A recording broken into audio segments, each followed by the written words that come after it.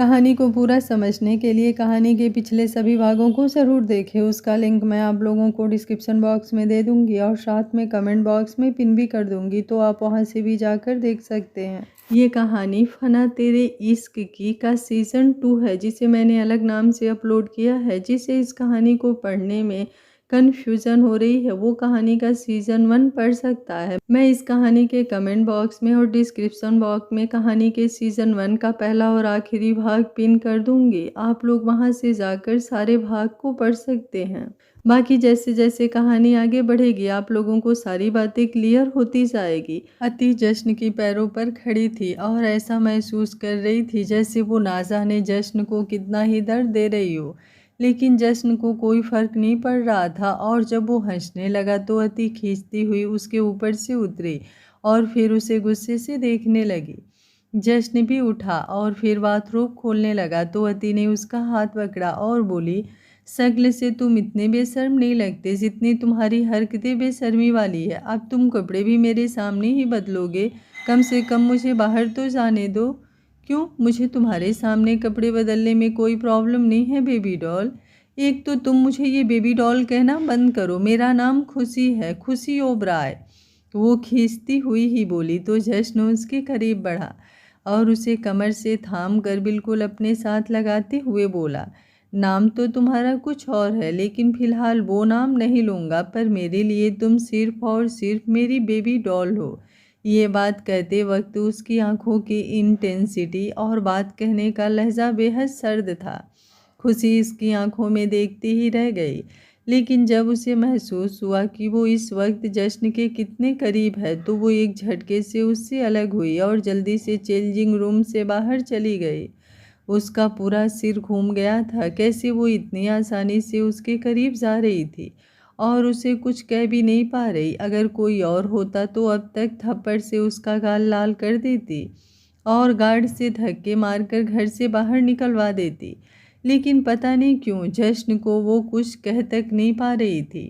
सोचते हुए वो आईने के सामने आई ताकि अपने गीले बालों को सुखा सके। उसके हाथों में ड्रायर था और वो अपने गीले बालों को सुखा रही थी कि जश्न उसके पीछे आकर खड़ा हो गया। आईने में से उसने जश्न की तरफ देखा तो बस देखती ही रह गई। ऐसा लगा जैसे ये पल पहले भी उसने बहुत बार जिया हो। दिमाग में एकदम से काली काली परछाइयाँ छाने लगी और उसकी आंखों के आगे अंधेरा छाने लगा। उसके हाथों से ड्रावर नीचे ज़मीन पर गिर गया और उसने अपने दोनों हाथ अपने सिर पर रखे और चीख पड़ी। उसे ऐसा लगा जैसे किसी ने उसके सिर पर बेहद भारी पत्थर रख दिया हो।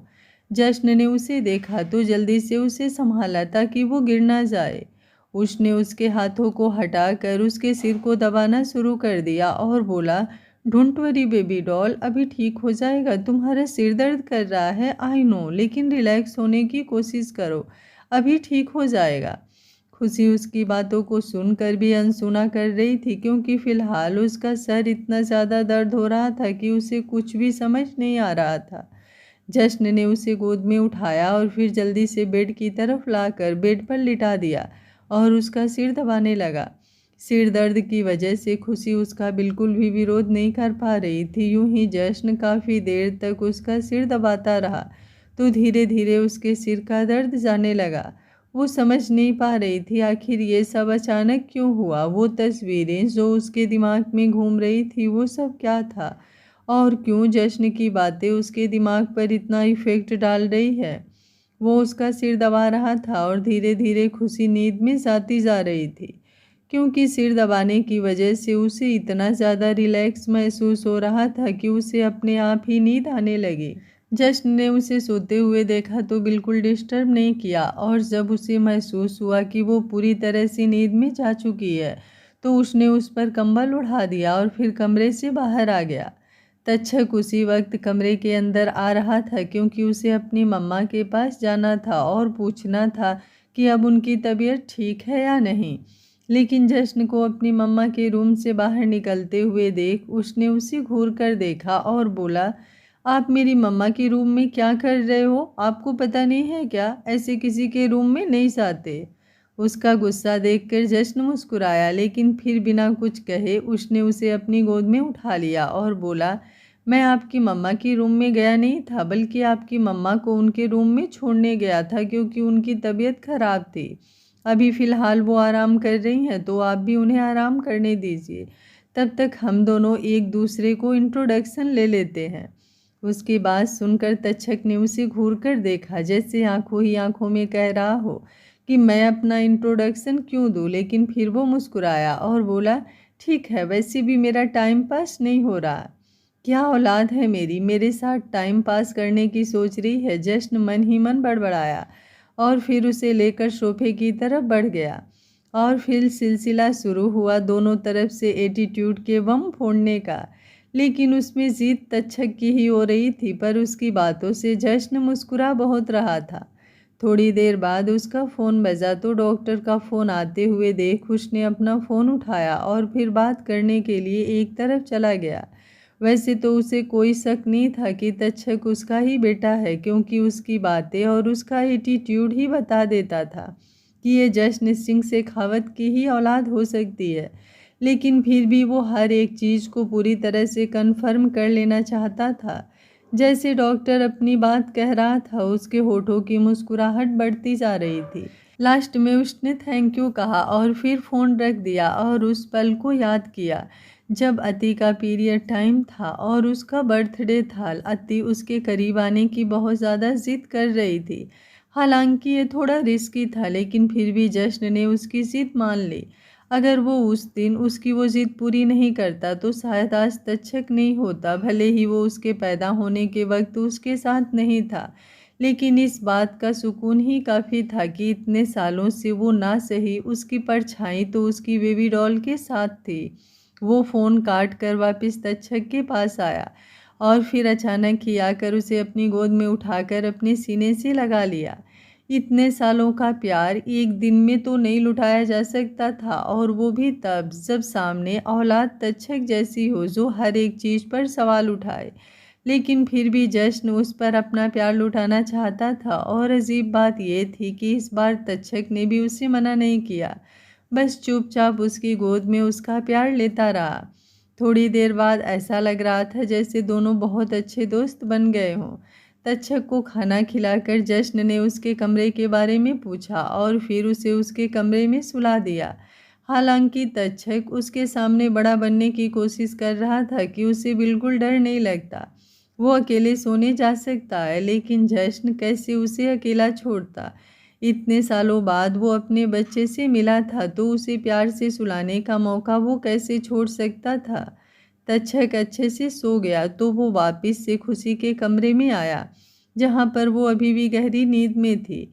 रात काफ़ी हो चुकी थी, इसलिए शायद वो उठी ही नहीं, और अब जश्न भी अपनी शर्ट उतार कर उसके बेड की तरफ बढ़ गया। उसके बेड के पास आकर वो पहले तो थोड़ी देर उसे निहारने लगा और फिर जाकर दूसरी तरफ चुपचाप लेट गया और धीरे धीरे उसके करीब सरकने लगा।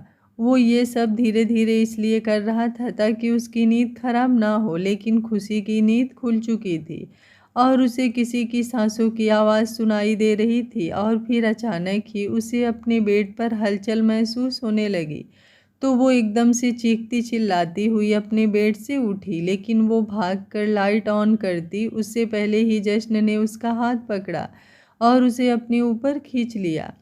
ऐसे अचानक से गिरने से खुशी की आंखें डर से बंद हो चुकी थी, और ऊपर से कमरे में इतना ज़्यादा अंधेरा था तो उसका डर और भी बढ़ चुका था, जिसकी वजह से उसकी सांसें भी बढ़ी हुई थी। पर वहाँ पर जग रही नाइट लाइट में रेड कलर की रोशनी में उन दोनों का ही चेहरा इस वक्त एक दूसरे के काफ़ी करीब होने की वजह से साफ दिखाई दे रहा था। जश्न की निगाहें खुशी के चेहरे पर टिकी हुई थी, तो खुशी भी अपनी नज़रें जश्न के चेहरे से हटा नहीं पा रही थी। उसका हाथ जश्न के सीने पर था और वो पूरी तरह से जश्न के ऊपर थी। जश्न ने भी अब उसका हाथ छोड़कर उसकी कमर पर अपने हाथ रख दिए और उसे अपने सांसों में समाने लगा। जितना 5 साल वो अपनी बेबी डॉल के लिए तड़पता रहा था, अब उतना ही सुकून वो उसके पास रहकर महसूस करना चाहता था। इसलिए जब भी मौका मिलता तो बस उसे अच्छे से अपनी बाहों में भर लेता और छोड़ता ही नहीं। वहीं खुशी तो समझ ही नहीं पा रही थी कि जब भी वो जश्न के करीब होती है तो उसे क्या हो जाता है। वो क्यों उससे दूर नहीं जा पाती।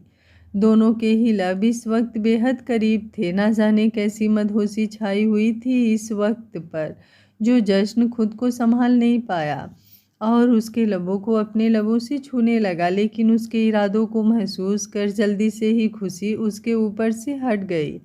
तो जश्न उसे रोक भी नहीं पाया, क्योंकि वो उस पर से अपनी पकड़ ढीली कर चुका था। खुशी जल्दी से लाइट की तरफ भागी और उसने लाइट ऑन कर दी और कमरे में रोशनी होते ही वो जश्न को बुरी तरह से घूरने लगी। तुम्हारी हिम्मत भी कैसे हुई मेरे बेडरूम में इस वक्त आने की? तुमने सोच क्या रखा है खुद को? कुछ भी करोगे और मैं तुम्हें कुछ नहीं कहूँगी।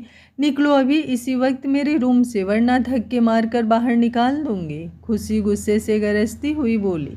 उसे खुद को घूरते देखकर जश्न बेमन से ही अपनी जगह से उठा और उठकर बैठ गया, लेकिन फिर अचानक ही वो चूहा चूहा चूहा उसके पीछे देखते हुए चिल्लाया। तो खुशी का सारा गुस्सा धरा का धरा रह गया और वो जल्दी से जश्न की तरफ भागी और उसकी गोद में जाकर दुबक गई। उसने अपना सिर उसके सीने में छुपा लिया और बोली, चूहा है तो देख क्या रहे हो, भगाओ उसे। मैं कैसे भगाऊं? मेरा रिश्तेदार थोड़ी ना है जो मेरी बात मान लेगा। जश्न उसे फिर से अपनी बाहों में समेटते हुए बोला, मेरे क्या रिश्तेदार हैं आप जो इस वक्त मेरे कमरे में घुस कर बैठे हैं? तब भी तो अपनी मन मर्जी कर रहे हैं ना। चूहे को भी अपनी मन मर्जी से भगाइए यहाँ से। लेकिन मुझे चूहा भगाना नहीं आता। तो और क्या करना आता है आपको? रोमांस करना, तुम्हें प्यार करना और सिर्फ प्यार करना। जश्न ने मुस्कुराकर कहा। तो खुशी ने अपना सिर उसके सीने से निकालकर उसके चेहरे की तरफ देखा और उसके चेहरे पर शरारती मुस्कुराहट देखकर उसे समझ आया कि अब तक वो उसे पागल बना रहा था। लेकिन फिर भी उसने डरते हुए सामने की तरफ देखा, जहाँ पर जश्न देखकर चिल्लाया था। तो अब उसने फिर से जश्न की तरफ देखा और उसके सीने को झटकते हुए उसकी गोद से हटने को हुई, लेकिन जश्न ने उसे जल्दी से अपनी बाहों में दबोच लिया और बोला, ऐसे तो तुम्हें नहीं जाने दूंगा मैं बेबी डॉल। मैंने कहा ना आपको, मुझे बेबी डॉल कहना बंद कर दीजिए। आपको समझ में नहीं आता क्या? खुशी गुस्से से बोली। तुम्हें बेबी डॉल कहना मैं बंद नहीं कर सकता बेबी डॉल, लेकिन हाँ, फिलहाल इस कमरे की लाइट बंद हो सकती है। जश्न ने शरारती मुस्कुराहट के साथ कहा। तो खुशी की आंखें बड़ी हो गई।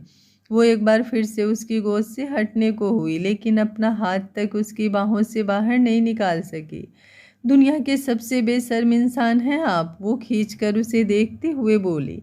हाँ हूँ, लेकिन सिर्फ तुम्हारे लिए बेबी डॉल, जश्न ने अभी भी मुस्कुराकर कहा। तो खुशी पूरी तरह से चिढ़ गई।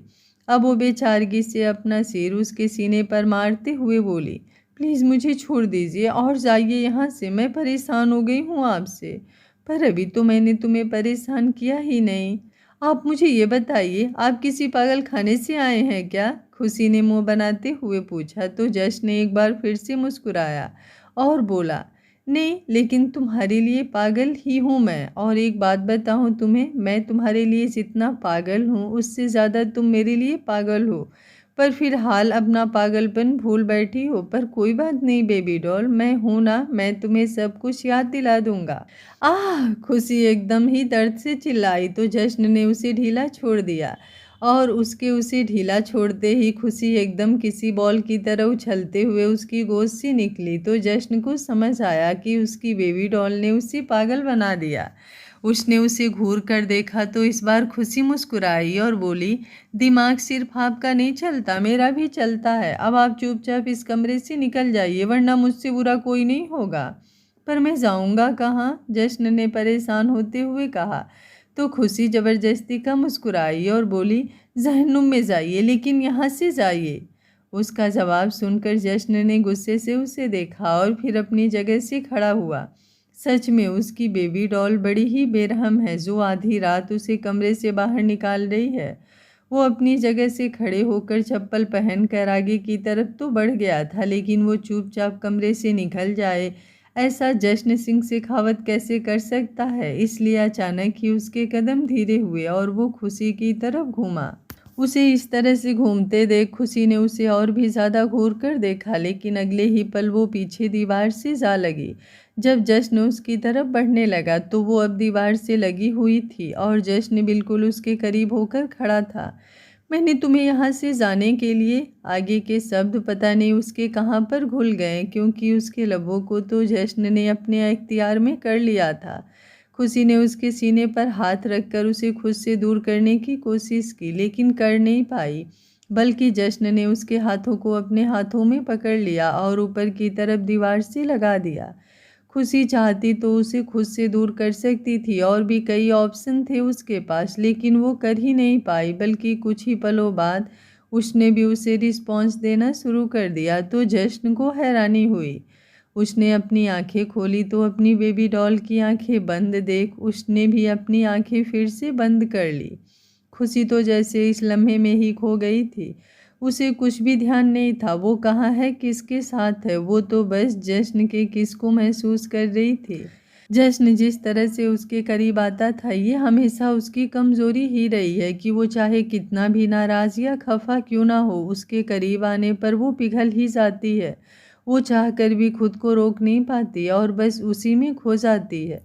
थोड़ी देर बाद जश्न उससे अलग होकर थोड़ा दूर हो गया तो उसके इस तरह से अलग होने पर खुशी अचानक होश में आई। जब उसने महसूस किया कि वो इतनी देर से क्या कर रही थी तो वो एकदम सुन्न रह गई और हैरानी से जश्न को देखने लगी, जो मुस्कुराते हुए उसे ही देख रहा था। वो मुस्कुराते हुए ही बोला, आज के लिए इतना ही काफ़ी है बेबी डॉल, गुड नाइट। इतना कहकर उसने अपनी एक आँख हल्की सी दबाई और मुस्कुराता हुआ वहाँ से चला गया। तो खुशी बस उसे जाते हुए देखती रह गई। उसके गाल एकदम ज्वलित हो उठे थे। ऐसा लग रहा था जैसे उसका पूरा शरीर किसी आग की भट्ठी की तरह तप रहा हो। उसके रोंगटे अभी भी खड़े थे। उसे समझ में नहीं आ रहा था आखिर उसके साथ हुआ क्या। उसकी तेजी से चल रही सांसें उससे संभाले नहीं संभल रही थी, इसलिए वो जल्दी से जाकर औधी मुँह बिस्तर पर लेट गई। जाने ये कैसे एहसास थे जो उसे बेचैन भी कर रहे थे और सुकून भी दे रहे थे। जाने कब यूं ही लेटे लेटे उसे नींद आ गई, लेकिन आज काफ़ी दिनों बाद वो सुकून से सोई थी, जैसे उसे काफ़ी वक्त से खोया कुछ मिल गया हो। रात को देर तक जागने की वजह से सुबह उसकी आंख भी देर से खुली। बिस्तर से उठकर वो खिड़की की तरफ आई और पर्दा उठाकर बाहर की तरफ देखने लगी। उसके कमरे से गार्डन और स्विमिंग एरिया पूरा दिखाई देता था, लेकिन वहां देखते ही उसकी आंखें बड़ी हो गई। जश्न वाइट कलर के बॉक्सर पहनकर स्विमिंग पूल के पास खड़ा था और उसके साथ ही तक्षक भी वाइट कलर के शॉर्ट्स पहनकर खड़ा था। दोनों ने अपने हाथ में पानी की पाइप पकड़ी हुई थी और दोनों पूरी तरह से भीगे हुए थे। ऐसा लग रहा था जैसे आज दोनों ने पूरे गार्डन में खुद ही पानी दिया हो और एक दूसरे को अच्छे से नहलाया भी हो। उन दोनों को एक साथ देखकर अचानक ही खुशी के चेहरे पर मुस्कुराहट आ गई।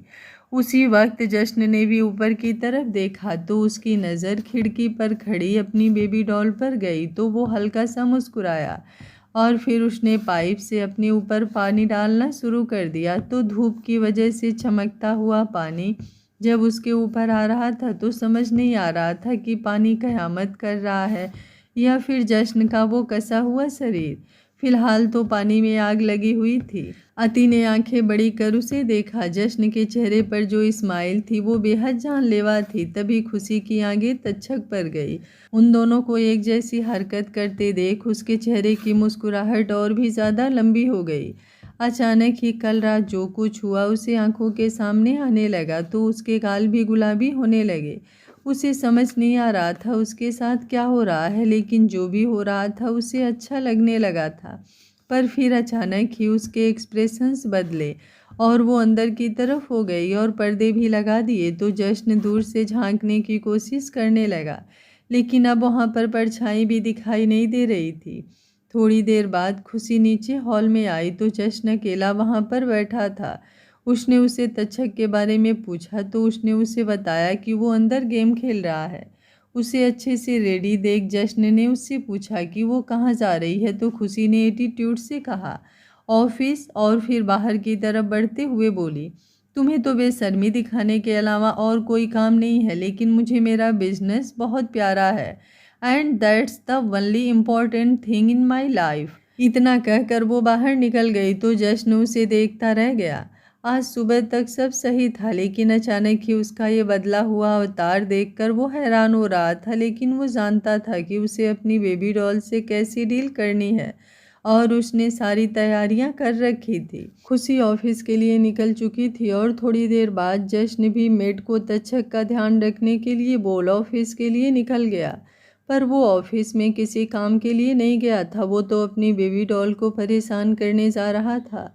खुशी ऑफिस आई तो उसकी आंखें हैरानी से बड़ी हो गई, क्योंकि उसका एक भी स्टाफ नज़र नहीं आ रहा था। वहाँ सिर्फ पियोन था। तो उसने पियोन से पूछा कि बाकी सब लोग कहाँ गए। तो पियोन मुस्कुराते हुए बोला, आप ही ने तो मैसेज भेजा था कि आज सब लोगों की छुट्टी है, तो सब लोग छुट्टी मना रहे हैं।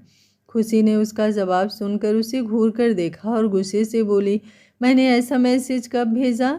तुमने मैसेज भेजा होगा तो तुम्हें याद होगा ना बेबी डॉल। तुम्हें तो उस मैसेज के बारे में पता भी नहीं, क्योंकि वो मैसेज मैंने भेजा था।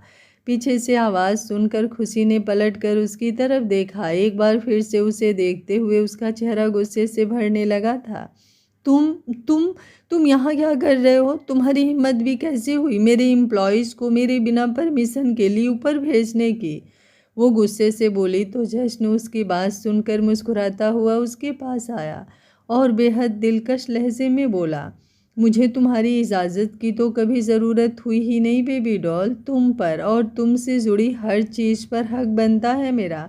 उसकी बातें सुनकर खुशी का गुस्सा और भी ज़्यादा बढ़ गया और वो गरजते हुए बोली, आखिर चाहते क्या हो तुम? क्यों मुझे परेशान कर रखा है? तुम यहाँ सिर्फ बिजनेस प्रोजेक्ट के लिए आए थे तो वहीं तक अपनी लिमिट रखो। इससे ज़्यादा मेरे करीब आने की कोशिश मत करो।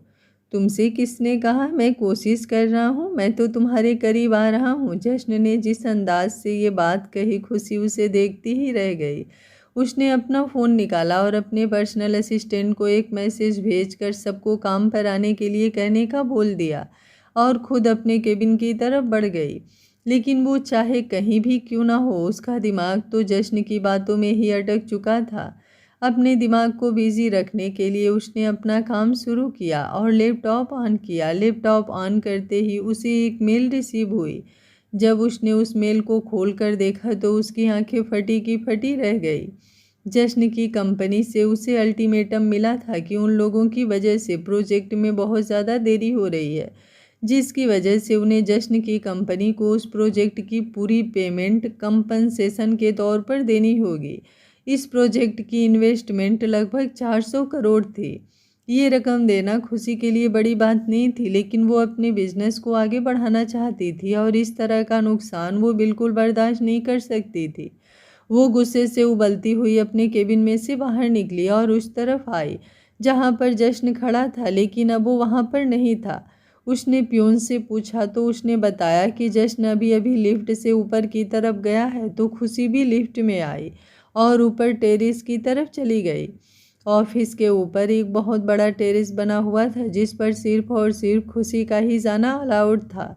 लेकिन जश्न अपनी बातों पर बिल्कुल खरा उतर रहा था कि उसे किसी भी चीज़ के लिए उसकी बेबी डॉल की परमिशन बिल्कुल नहीं चाहिए। गुस्से से लाल होती हुई वो टेरेस पर आई तो जश्न के होठों पर मुस्कुराहट आ गई। वो रेलिंग से लगकर खड़ा था। उसका चेहरा उसकी तरफ नहीं था, लेकिन उसके कदमों की आहट से ही वो पहचान सकता था कि उसकी बेबी डॉल उसके पास आ रही है। आखिर चाहते क्या हो तुम? क्यों मुझे इतना परेशान कर रहे हो? तुम भी जानते हो कि प्रोजेक्ट में बिल्कुल देरी नहीं हो रही, लेकिन फिर भी तुम मेरी कंपनी को ब्लेम कर रहे हो। तुम जानते नहीं हो मेरे लिए ये प्रोजेक्ट कितना ज़रूरी है। खुशी ने उसके पीछे खड़े होकर कहा।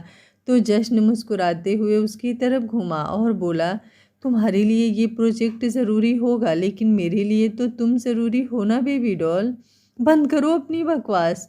जब से आए हो तब से ये बकवास करे जा रहे हो। थक चुकी हूँ मैं तुम्हारी इस बकवास को सुन सुन कर। अब अगर तुमने एक बार भी मुझे अपनी बेबी डॉल कहा तो मैं भूल जाऊंगी कि तुम मेरे होने वाले बिजनेस पार्टनर हो। खुशी ने उसकी तरफ उंगली पॉइंट करते हुए कहा। तो जश्न भी उसकी तरफ बढ़ा और उसने उसकी उस उंगली को अपनी उंगली से छूते हुए उसके हाथ को अपने हाथों में जकड़ा और घुमाकर उसकी पीठ पर लगाकर उसे अपने करीब खींच लिया। तो खुशी हैरानी से उसे देखती रह गई। वो एकदम उसके सीने से लग गई थी। उसका चेहरा जश्न के चेहरे के बिल्कुल करीब था और जश्न का चेहरा इस वक्त एक्सप्रेशन लेस था।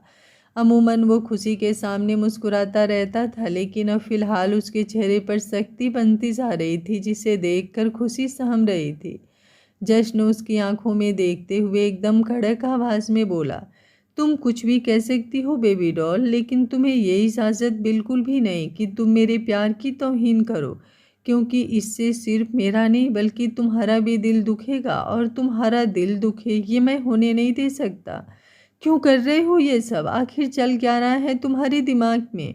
क्यों मुझे इतना परेशान कर रहे हो? जब से आए हो तब से मेरे आगे पीछे घूम रहे हो, मेरे घर तक में घुस आए और अब मेरे ऑफिस पर भी कब्जा जमा रहे हो। चाहते क्या हो तुम मुझसे? खुशी ने जश्न की आंखों में देखते हुए पूछा तो जश्न हल्का सा मुस्कुराया और बोला, तुम्हें इंडिया ले जाना चाहता हूँ। उसकी बात सुनकर खुशी उसकी तरफ देखती रह गई तो जश्न आगे बोला, बिल्कुल परेशान नहीं करूँगा तुम्हें, लेकिन उसके लिए तुम्हें मेरे साथ इंडिया जाना पड़ेगा, और वैसे भी प्रोजेक्ट की रिक्वेस्ट तुम्हारी तरफ से की गई थी, तो रूल्स के हिसाब से इंडिया तुम्हें आना चाहिए था, लेकिन मैं यहाँ पर आ गया और अब बारी तुम्हारी है। अगर तुम मेरे साथ इंडिया नहीं चली तो मैं इस प्रोजेक्ट को अपनी तरफ से ख़त्म कर दूँगा, और उसके बाद तो तुम जानती ही हो कि तुम्हें कितना बड़ा नुकसान हो सकता है। आई कांट बिलीव कि कोई इतनी हद तक गिर सकता है सिर्फ अपनी बात मनवाने के लिए, किसी को इस तरह से टॉर्चर कर सकता है। खुशी गुस्से से बोली, तुम्हें जो सोचना है तुम सोच सकती हो। कल शाम हमारे प्राइवेट जेट से हमें इंडिया के लिए निकलना है, और उम्मीद है तुम दिमाग से फैसला लोगी। जश्न ने कहा और उसका हाथ छोड़ दिया तो खुशी लड़खड़ा गई, लेकिन अगले ही पल जश्न ने उसे अपनी बाहों में संभाल लिया तो दोनों एक बार फिर से एक दूसरे के बेहद करीब हो गए। और इस बार जश्न की एक्सप्रेशन और उसकी बॉडी लैंग्वेज बिल्कुल अलग थी, जिसकी वजह से खुशी भी कुछ अलग ही महसूस कर रही थी। वो उसके चेहरे की तरफ देखती रह गई तो जश्न मुस्कुराया और बोला, ध्यान से बेबी डॉल, अगर तुम्हें कुछ हुआ तो दर्द सिर्फ तुम्हें ही नहीं होगा, मुझे भी होगा, और मुझे दर्द हुआ तो बेइंतहा दर्द होगा तुम्हें। उसकी बात सुनकर खुशी कांप उठी थी। उसकी इस तरह की बातें उसके दिलो दिमाग में छप जाती थी, जिन्हें वो चाह कर भी निकाल नहीं पाती थी। जश्न ने अब उसे आराम से उसकी जगह पर खड़ा किया और नीचे की तरफ बढ़ गया तो खुशी अपनी जगह पर खड़ी रह गई। जश्न जान चुका था कि खुशी ओबराय की सबसे बड़ी कमज़ोरी उसका बिजनेस है, तो उसने अब उसे ही अपना हथियार बना लिया था। वो तो बस किसी तरह अपनी बेबी डॉल को इंडिया ले जाना चाहता था। मयंक भी वहाँ पर नहीं था जो खुशी उसकी हेल्प लेती, तो उसके पास फिलहाल जश्न की बात मानने के अलावा और कोई रास्ता नहीं था। इंडिया जाना उसके लिए बड़ी बात नहीं थी, लेकिन उसे चिंता तक्षक की थी, क्योंकि वो उसे यहाँ पर छोड़कर तो बिल्कुल नहीं जा सकती थी, और उसे इंडिया ले जाना भी उसे ठीक नहीं लग रहा था। धीरे धीरे वक्त बीता और सुबह से शाम हो गई। शाम होने पर खुशी एक बार फिर से ऑफिस से बाहर निकली और अपने घर के लिए निकल गई।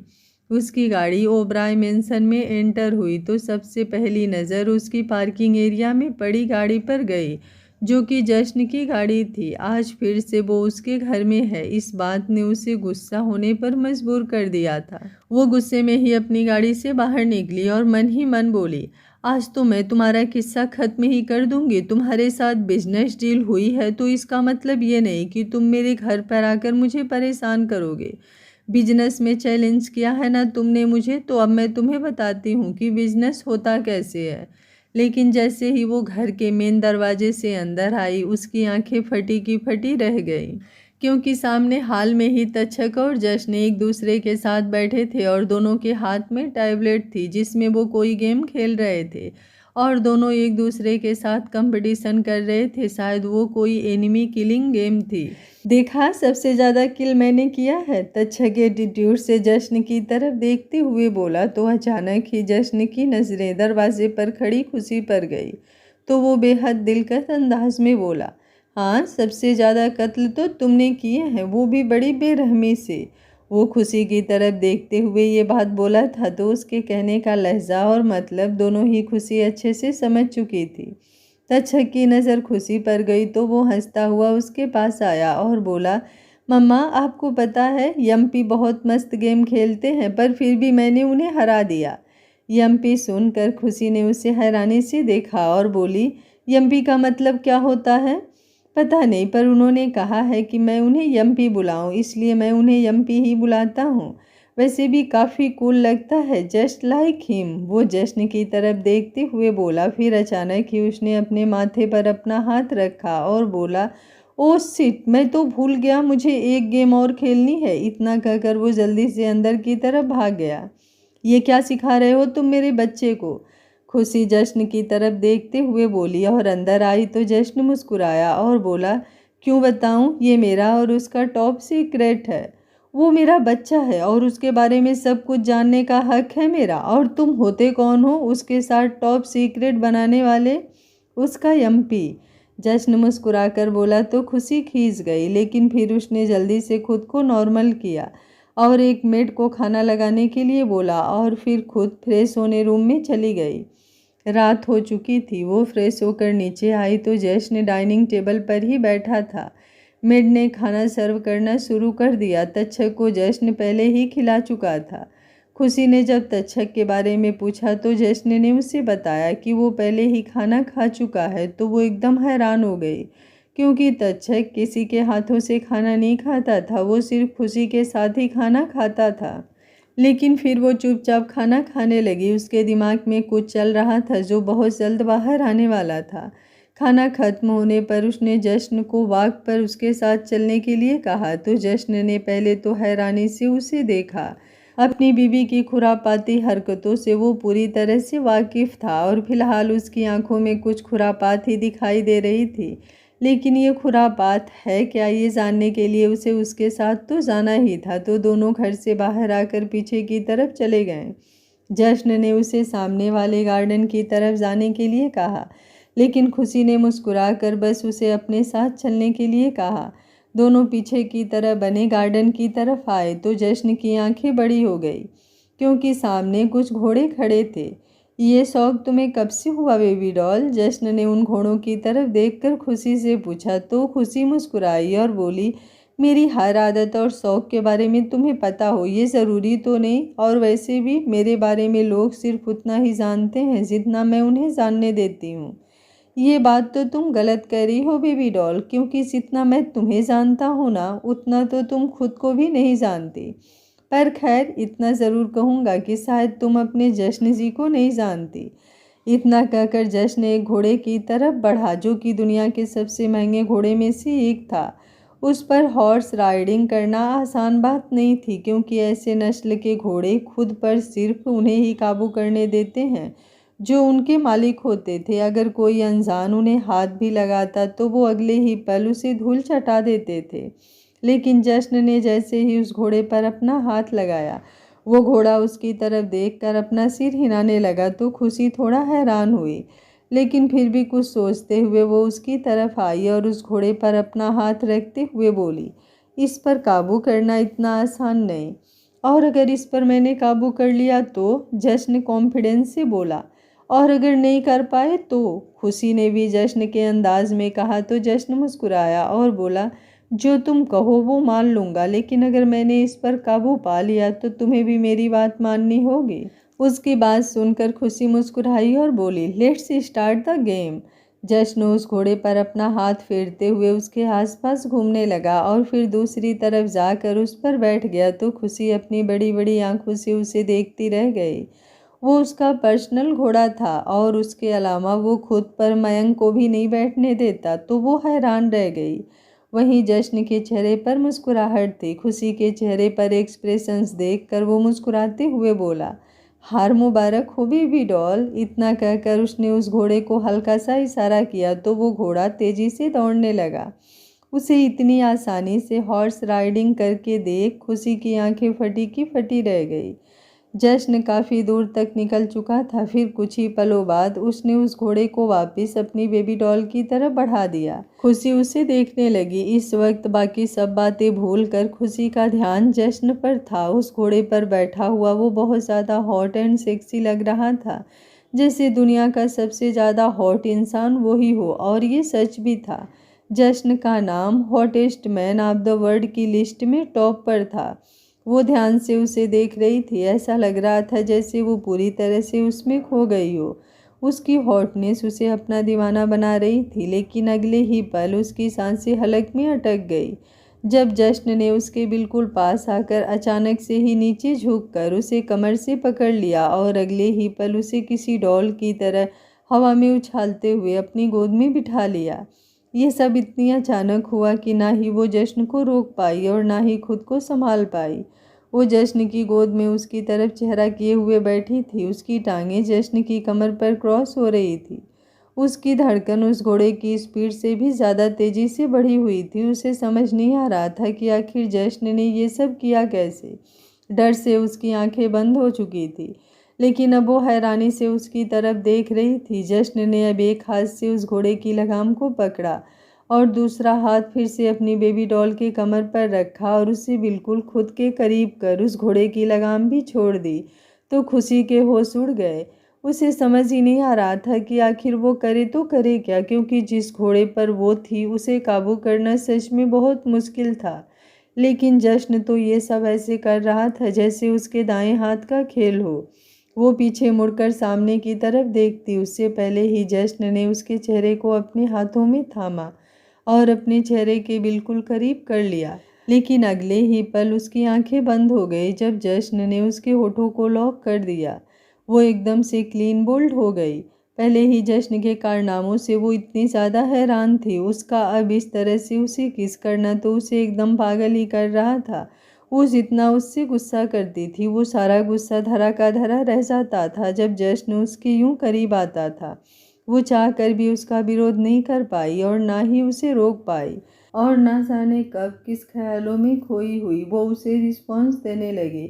उसने अपने हाथों से जश्न की शर्ट को अपनी मुट्ठी में भींच लिया। उसके हाथ जश्न की शर्ट पर कसते जा रहे थे। जश्न ने अपने जो हाथ उसकी कमर पर रखे हुए थे वो अब धीरे से उसके पेट पर ले आया और उसके पेट को सहलाने लगा। उसकी छुअन खुशी को और भी ज़्यादा मदहोश कर रही थी। लेकिन अचानक ही उनका घोड़ा बहुत तेज़ी से भागने लगा तो उसने अपने हाथों से उसकी लगाम को संभाला, लेकिन खुशी के लबों को नहीं छोड़ा। और हैरानी की बात तो ये थी कि खुशी ने भी उससे दूर नहीं हुई। कुछ पलों बाद जश्न ने उस घोड़े को अचानक से ही रोक दिया तो खुशी अचानक से होश में आई। एक झटके से वो जश्न से अलग हुई और उसके चेहरे को देखने लगी, जो इस वक्त और भी ज़्यादा दिलकश लग रहा था। एक तो वैसे ही जश्न इतना हॉट था कि कोई भी लड़की खुद पर काबू खो दे, और वैसे भी उसे देखकर खुशी का पिघलना तो बनता था। आखिर थी तो उसकी बेबी डॉल ही। दोनों की नज़रें एक दूसरे के चेहरे पर थी जो बेहद लाल हो चुके थे। कुछ पल उसे यूं ही देखने के बाद जश्न खुशी को कमर से उठाकर कूदते हुए उसे घोड़े से नीचे उतारा तो खुशी की सांसें एक बार फिर से हलक में अटक गई। जश्न उसे बिल्कुल यूं उठा रहा था जैसे वो इंसान ना होकर कोई प्लास्टिक की गुड़िया हो। लेकिन जश्न के लिए वो प्लास्टिक की गुड़िया नहीं बल्कि उसकी बेबी डॉल थी, जो उसे अपनी जान से भी ज़्यादा प्यारी थी। उसे तकलीफ तो क्या, अगर उसे हल्की सी खरोच भी आई तो वो बर्दाश्त नहीं कर सकता था। पर शायद उसकी बेबी डॉल ये नहीं जानती थी कि जश्न जितना हॉट दिखता है उतना ही हार्ड भी है। ना जाने कैसे कैसे वर्कआउट करके उसने अपनी बॉडी को इतना फिट बनाया था कि ये सब उसके लिए उसके बाएं हाथ का खेल था। जश्न ने अपनी घड़ी की तरफ देखा और बोला, 10 बज चुके हैं बेबी डॉल, जाओ और जाकर सो जाओ, वरना तुम्हारी नींद पूरी नहीं होगी। इतना कहकर वो आगे की तरफ बढ़ने लगा, लेकिन फिर खुशी की बात सुनकर रुक गया। खुशी उसे पीछे से देखते हुए बोली थी, तुमने बताया नहीं कि तुम मुझसे अपनी कौन सी बात मनवाना चाहते हो। उसकी बात सुनकर जश्न फिर से उसकी तरफ घूम गया, और जो जश्न ने कहा उसे सुनकर खुशी का दिमाग ही सुन्न हो गया था।